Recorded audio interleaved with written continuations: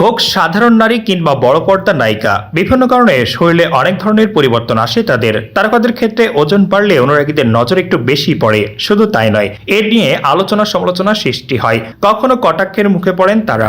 যেমন একই কারণে বহুবার কটাক্ষের শিকার হতে হয়েছে বলিউড কুইন ও সাবেক বিশ্বসুন্দরী ঐশ্বরিয়া রায় বচ্চনকেও।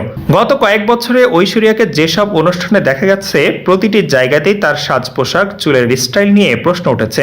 অভিনেত্রীর ফোলা গাল দেখে অনেকেরই ধারণা তিনি হয়তো কোন ধরনের অস্ত্রোপচার করিয়েছেন।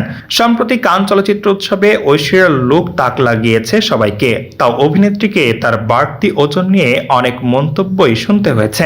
কেউ কেউ লেখেন, নিজের চুলের স্টাইল এবার পরিবর্তন করার চেষ্টা করুন। আবার একজন লেখেন, মুখ এত ফুলে গেছে আর ভালো লাগছে না আপনাকে দেখতে।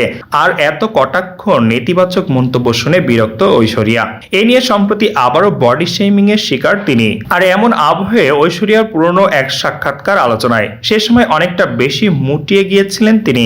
মেয়ে আরাধ্য জন্মের কয়েক বছর পরের ঘটনা, তাই নিন্দুকদের তিক্ত মন্তব্যের রীতিমতো ধৈর্য ভেঙেছিল তার। ঐশ্বরিয়া বলেছিলেন, আমি মোটা হয়েছি তো আপনাদের সমস্যা হয়েছে, আমার চেহারা নিয়ে আপনাদের এত আগ্রহ কিসের। অভিনেত্রী আরো বলেছিলেন, তখন তিনি নিজের মেয়ে আরাধ্য বচ্চনকে নিয়ে বেশি ভাবছেন, নিজের ওজন নিয়ে তিনি চিন্তিত নন।